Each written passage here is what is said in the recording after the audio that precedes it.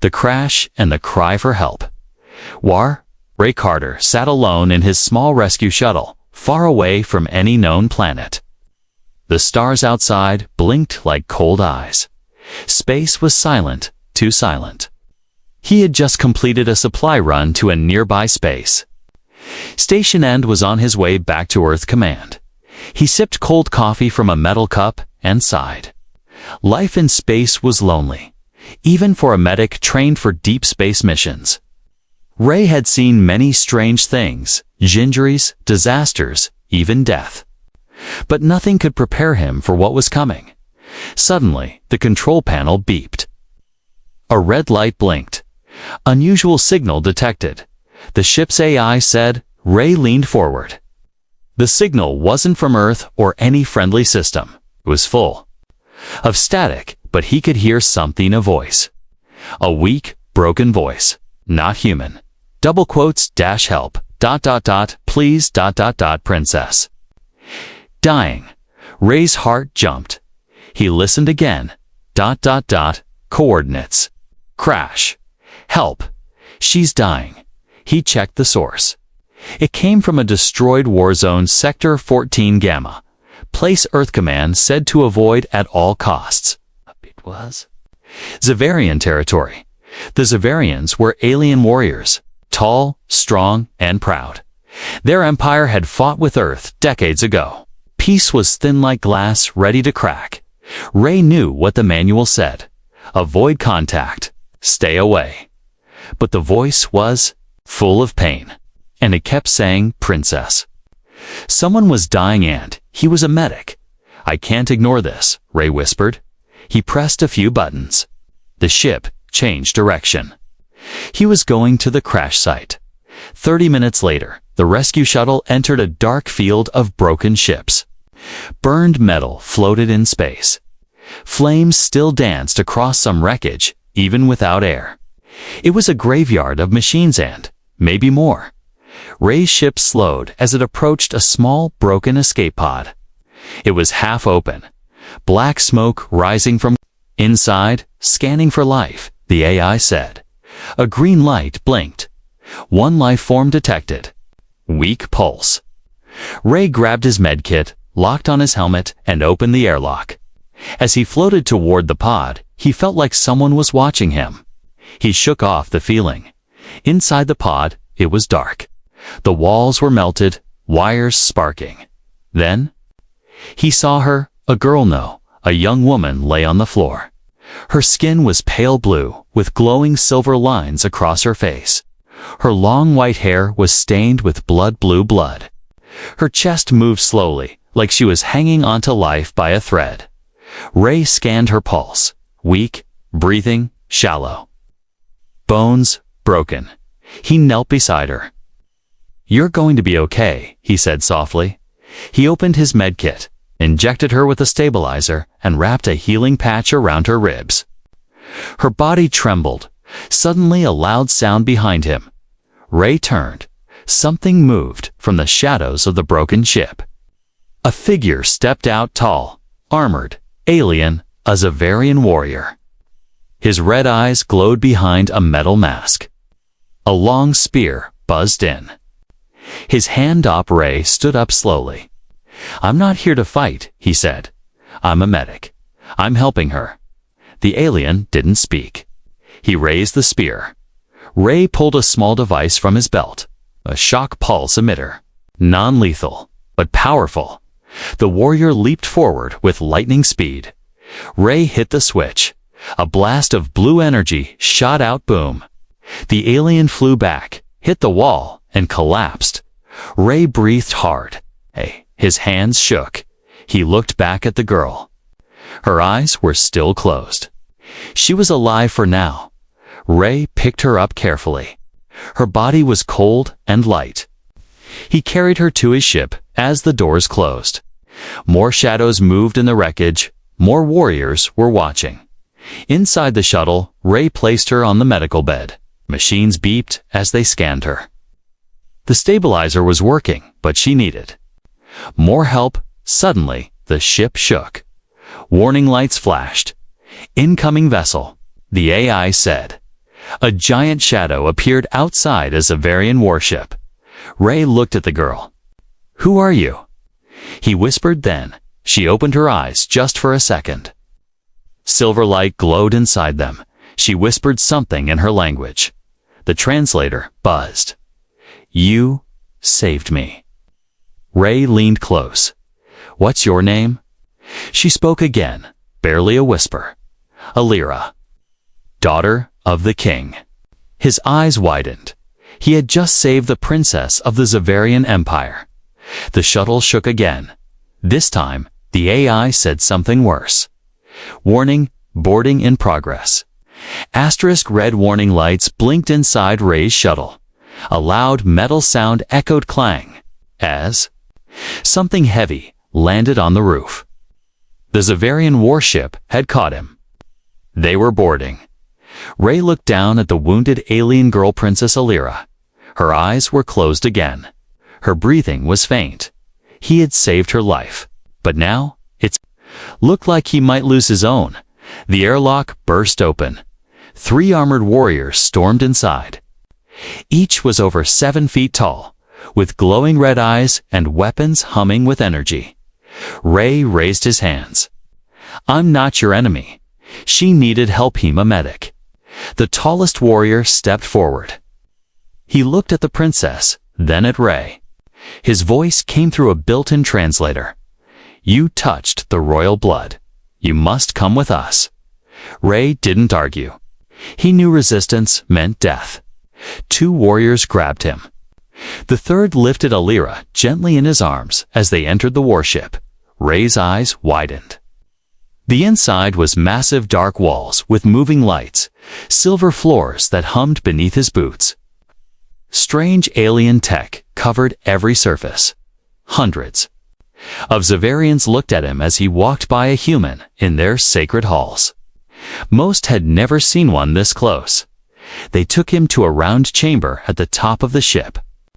The air felt heavier here, almost like gravity itself bent around something powerful. And then he entered.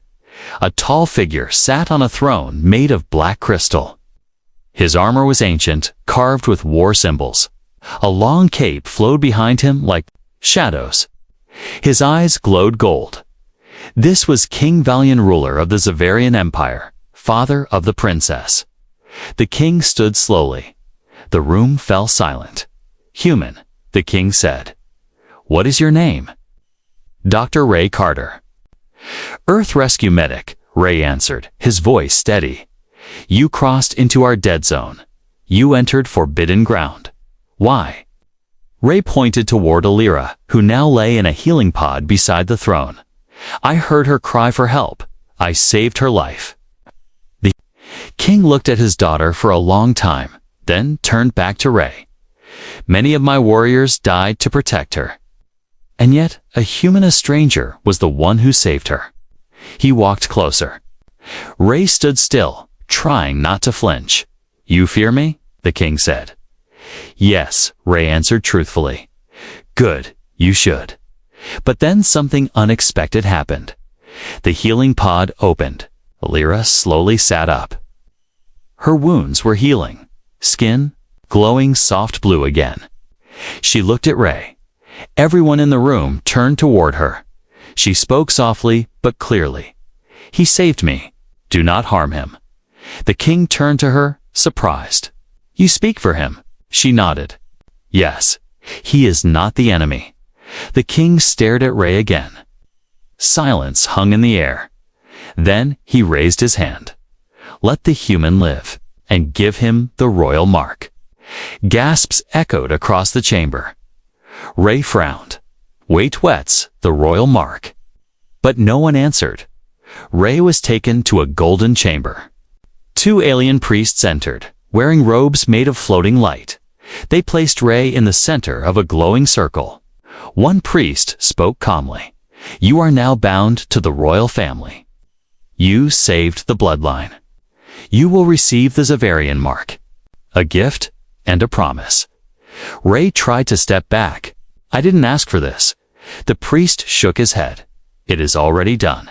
Bright light shot down from the ceiling. Ray screamed as burning pain spread across his right arm. Symbols formed glowing gold-like, a tattoo made of light. The mark burned into his skin, then cooled. He dropped to his knees, gasping for breath. The pain was gone, but the mark remained. It moved slightly, like it was alive. Later, Ray was given a private room inside the palace ship. Food, clean clothes, alien tech. He wasn't a prisoner, but he wasn't free either. That night, he looked at the glowing mark on his arm. It pulsed in the dark. Some reward, he muttered. Then, his door opened. It was Alira. She walked in quietly, still weak, but standing. On her own, you should not be here, Ray said. I had to see you, she said, to thank you. And to warn you. Ray stood up. Warn me. Alira stepped closer. Her voice dropped to a whisper. The mark is not just a gift. It is a bond. Now the Empire sees you as one of us. You can never leave. Ray felt his heart sink. I didn't choose this. No, Alira said. But you must survive. There's more going on than you think. She turned to leave, then looked back. Be careful, Ray. They're watching everything you do. The door closed. Ray sat down, breathing slowly. He looked at the mark glowing on his arm. What had he gotten himself into? Dr. Ray Carter stood on the tall balcony of the Zavarian royal palace. The stars above were a strange color greenish blue, not like the stars near Earth. Their sky felt alive, like it was watching him. It had been 3 days since he saved Princess Alira. 3 days since he was marked. He looked at his arm. The golden tattoo, a glowing pattern of alien symbols, was still there. It looked beautiful, but it also moved sometimes, slowly twisting under his skin like it had a mind of its own. Ray didn't understand it, and no one would explain. He had been called a hero by the Zavarians. Everywhere he walked in the palace, guards bowed, and servants smiled. He had food, clothes, a room bigger than his entire shuttle. And yet, he was not free. There were no windows that opened, no exit doors. And when he tried to send a message to Earth, the system replied, communication blocked. Access denied. He asked a guard once, when can I return to my people?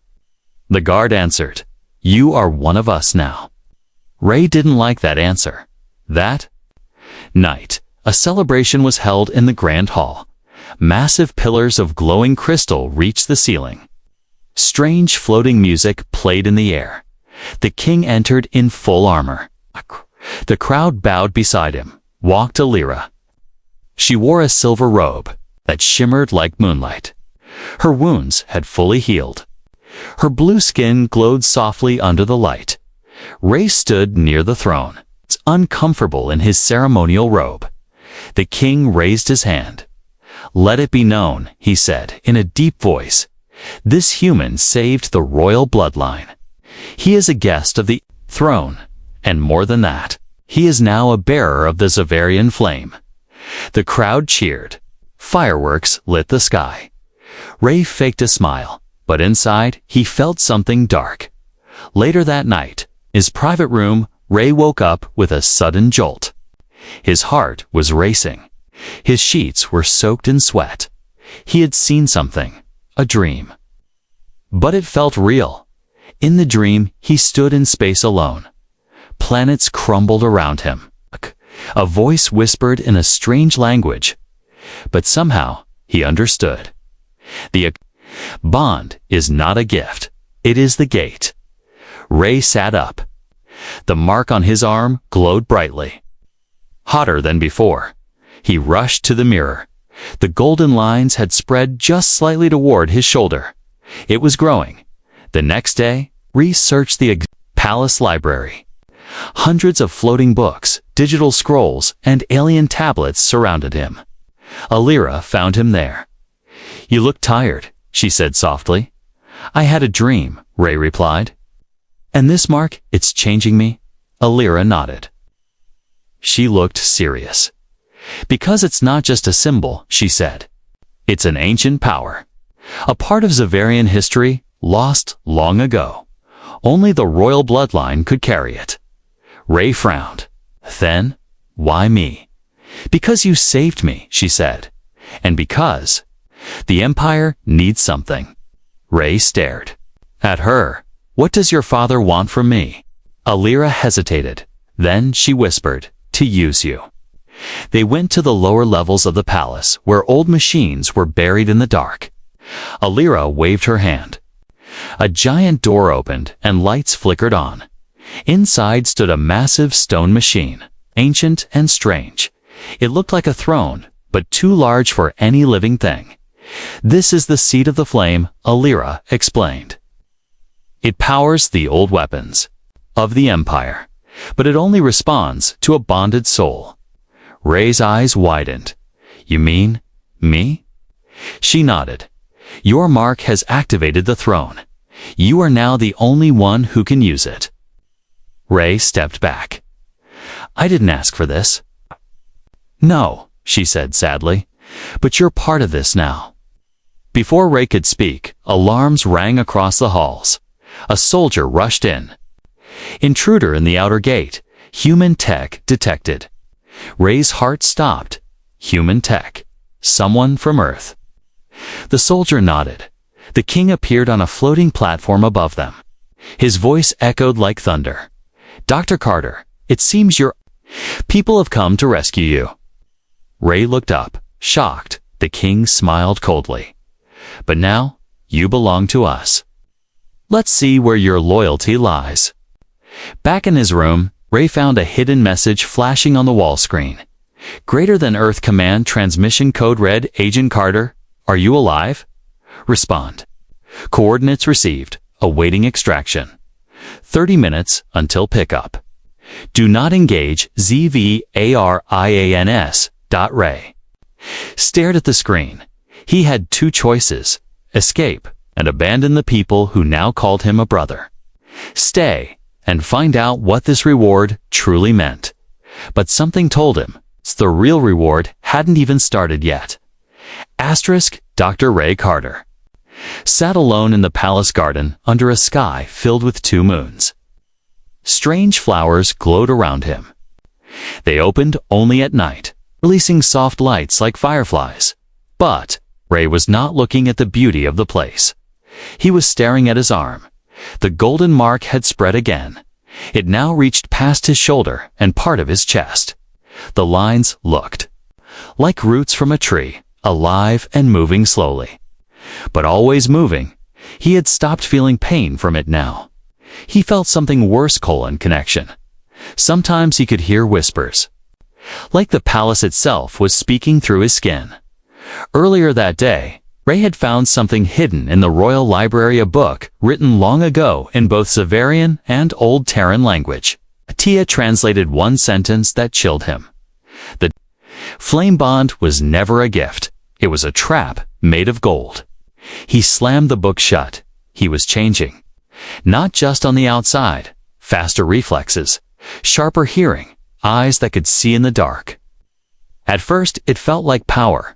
Now it felt like the start of something else. Later that night, the queen summoned him privately. Not the king, not Alira. The queen herself, tall, silent. Eyes like ice. She met him in the Chamber of Stars. A room where the ceiling was a map of the galaxy.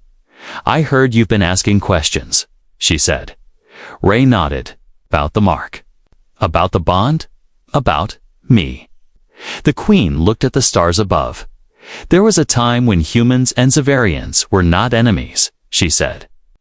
We fought together, shared secrets, but humans forgot.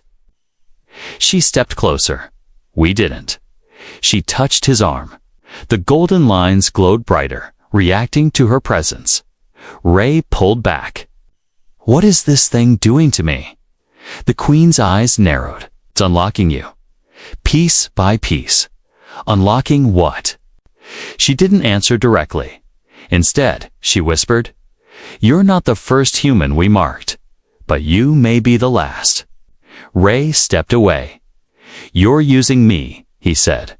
The Queen smiled, but it wasn't kind. Everyone uses something. Fire, steel, even love. She turned to leave. Your reward is coming, Dr. Carter, she said. And when it does, you will no longer be asking questions. Rey knew then he had to get out. He had to leave the palace. Leave this world, maybe even leave this version of himself. That night, he packed what little he had. A survival bag, some Zavarian tech, and a piece of paper Alira had once given him. It had a hand-drawn star map. She once whispered, if you ever need to leave, follow the red moon. Now was that time.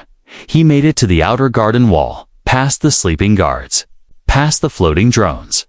But as he reached his old rescue shuttle, something felt off. The door was slightly open. He stepped inside and stopped. Cold. The engine was missing. The controls were burned.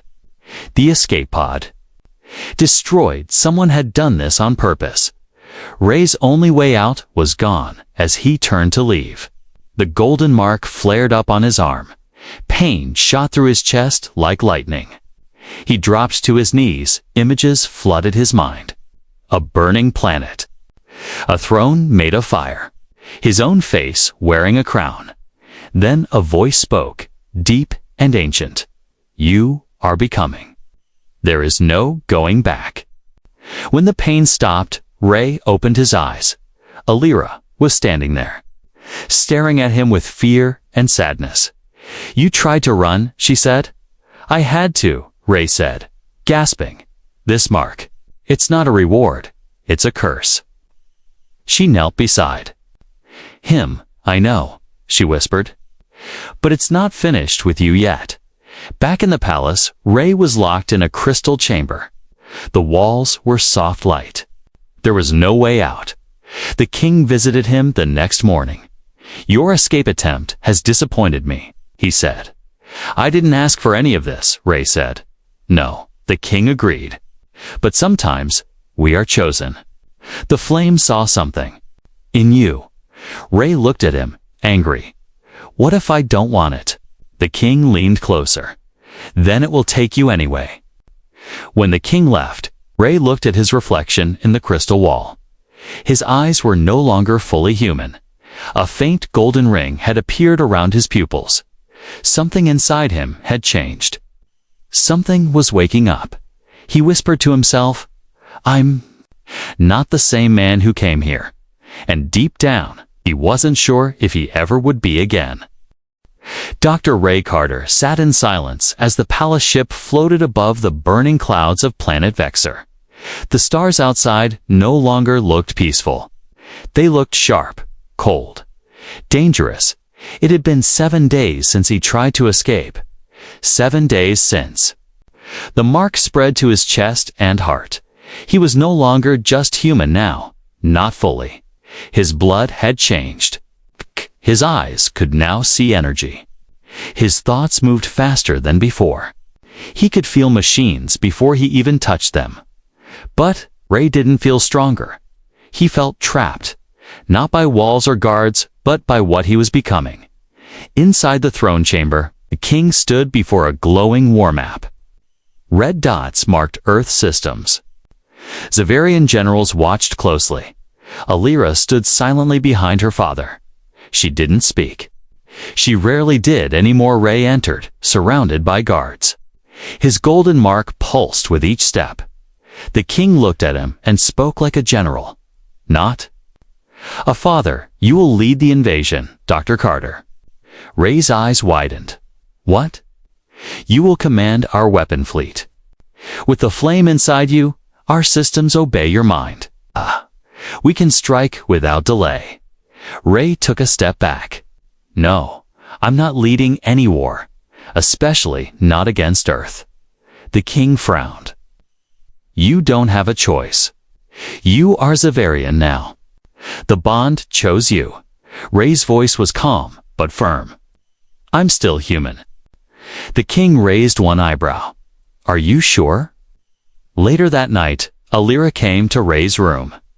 She looked different. Tired, nervous. Ray didn't move. I heard your father, he said. He wants me to attack my own people. I know. She replied, but you don't have to obey.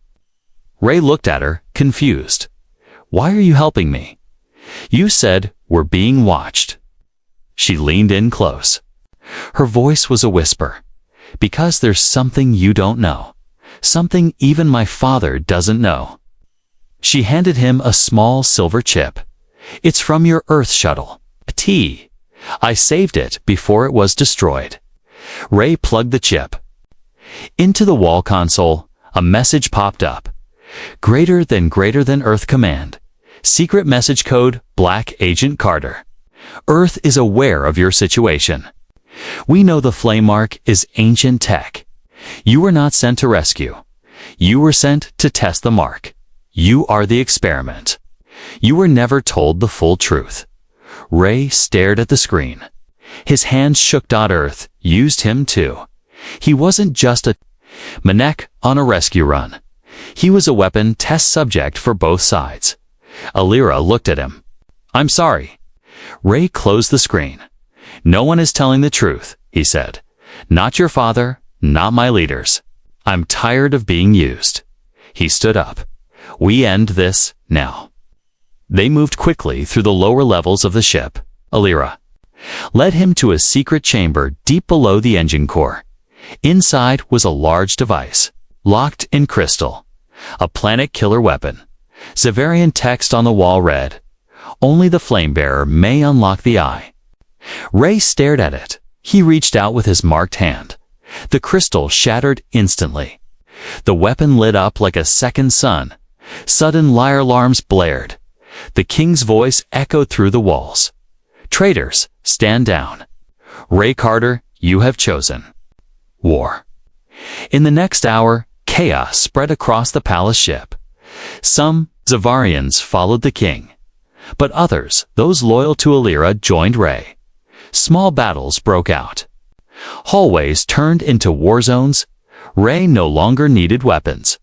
The flame inside him could bend energy. Doors opened for him. Shields broke at his touch. But his heart felt heavy. He didn't want to kill. He just wanted to be free.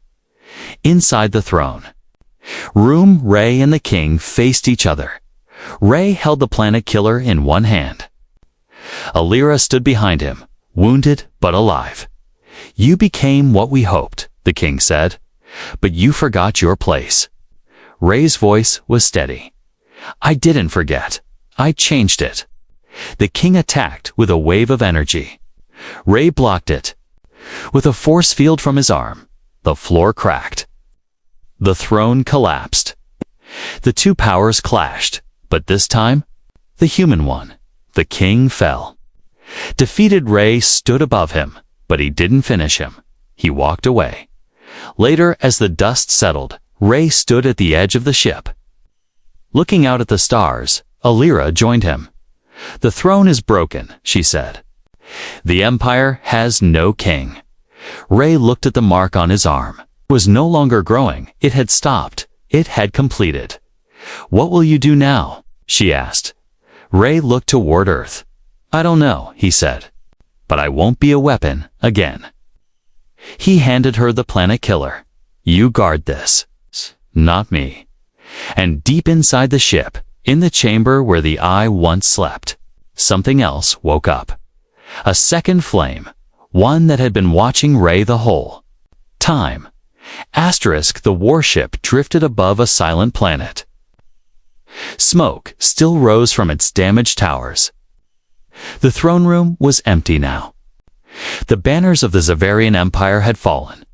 The old king was gone, but peace did not follow. Without leadership, the empire began to break. Some Zavarian fleets went rogue. Others declared war on each other. Civil war burned across the stars. And in the center of it all stood a man who was never meant to be a king. Dr. Ray Carter. He no longer wore Earth's badge. He no longer answered to the empire.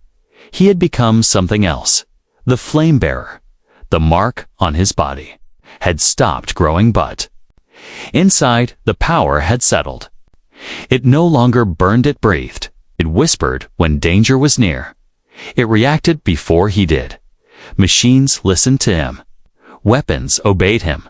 He was now faster, stronger, sharper, and yet still human. Rey stood in the war room with a small group of rebel Zavarians who had chosen freedom over fear.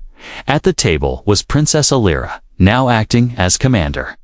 Her armor was cracked, but her voice was steady. "We cannot wait," she said. "The rogue generals plan to use the old war beasts. If they awaken the sleepers, entire planets will fall."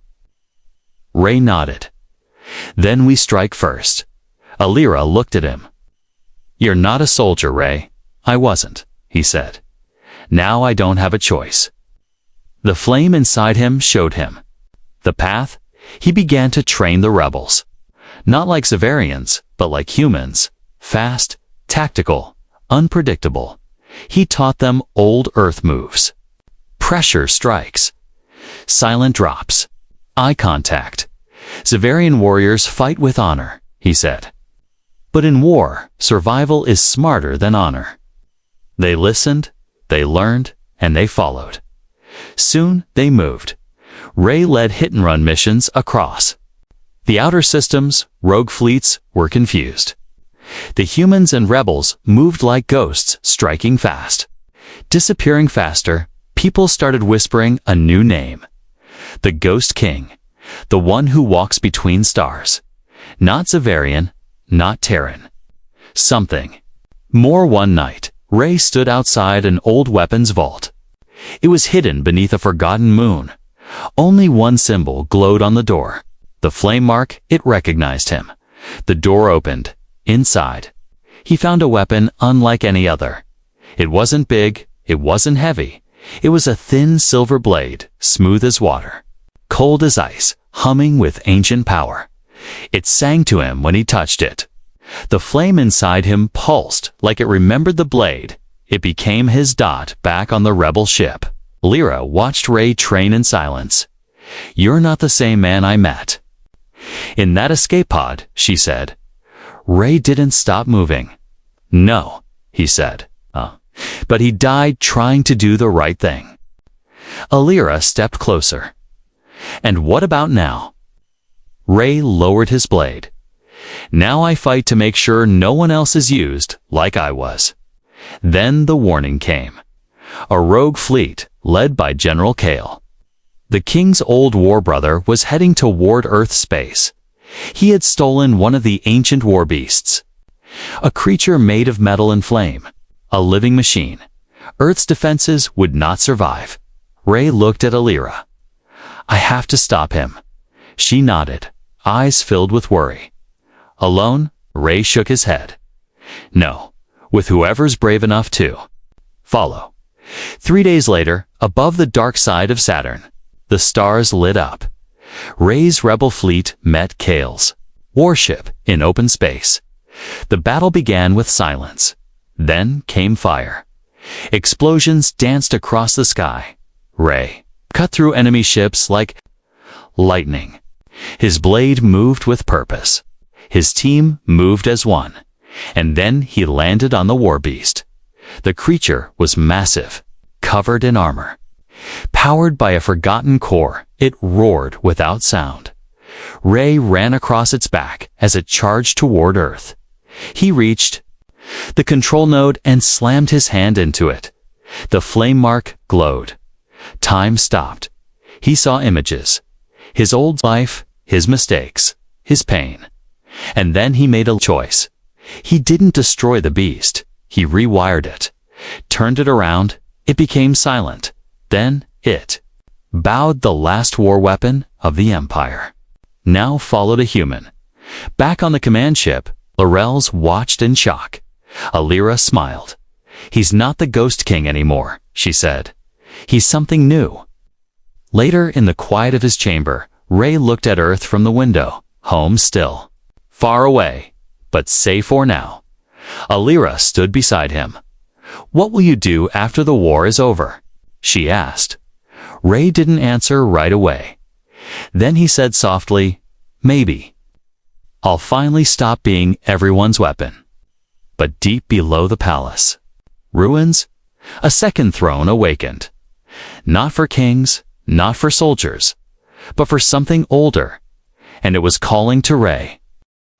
The stars were silent again. The rebel fleet floated in orbit around the black moon of Kerith, a forgotten world at the edge of the Zavarian Empire. No light came from the surface, only shadows, and something older than memory waiting below. Dr. Ray Carter stood on the bridge of the command ship. His armor was scorched. The golden flame mark on his body was now complete, glowing not just on his arm, but across his back and chest, like armor made of light dot. Behind him stood Princess Alira, now recognized by many as Queen. But even she was afraid of what waited below. "Scouts say the second throne is real," said one of the rebel officers. "It's waking up." Ray nodded. He already knew. He had been feeling the pull for days. A voice in his dreams. A whisper in every shadow. "Come, complete the bond." Alira looked at him. "You don't have to do this. We've already stopped the war." Ray shook his head. "Not yet." They took a small shuttle down to the surface. No light, no wind, no sound, only a black door built into the stone mountain, marked with symbols even older than Zavarian text. Ray placed his hand on it. The door opened without a sound. Inside, the throne waited. But it wasn't gold or crystal. It was made of bones and stone, with fire pulsing deep within it. A voice echoed in the chamber. "You were never meant to be just human. You are the flame's last echo." Ray stepped closer. He could feel the energy now. Not just power, but purpose. He saw visions flash before his eyes. The rise and fall of alien empires, Zavarian kings bowing to the throne Earth. Burning under that same fire, Ray dropped to one knee. The energy was crushing then. Something strange happened. The throne spoke directly to his mind. "Sit and become what they feared. Become ruler of both stars and fire." Alira rushed forward. "Ray, don't." He looked at her. "If I don't do this, someone else will. Someone worse." She reached out, took his hand. "But if you do, you may never be you again." Ray stood. He looked at the throne. Then he looked at her, and he made his choice. He stepped back. "I won't sit," he said. "I won't be your king or your weapon." The throne shook. Fire burst from its base. "You deny destiny." Ray raised his arm. The flame mark glowed like a sun. "No," he said. "I rewrite it." He slammed his hand into the stone. A shockwave exploded from the throne. The fire inside it died. The energy faded, and the voice went silent. The mountain began to collapse. Ray and Alira ran through the tunnels as stone fell behind them. The entrance shut just as they escaped. Above them, the stars were still quiet. But this time, they felt peaceful. Back on the ship, Ray stood before the people, humans, Zavarians, and others who had joined the rebellion. He looked tired, but clear. "No more thrones," he said. "No more empires. We build something new." He handed command of the fleet to Alira. "I was never meant to rule," he said. "I was meant to protect." Then he left alone. Weeks passed. Ray returned to deep space. He traveled in a small ship without flags, without armor, just a medic, again, but not the same man. He healed where he could, fought only when needed, and wherever he went, stories followed. The human who stood before gods and said no. One night, as he sat looking out at a red nebula, the mark on his arm pulsed softly. But this time, it wasn't a warning, it was a heartbeat. His own epilogue. Some say Ray disappeared into the stars. Others believe he became something more, a guardian of balance between old power and new peace. The empire faded. The flame dimmed, but legends remained. And, in forgotten places, the throne still waits, not for a king, not for a soldier, but for someone bold enough to say, enough.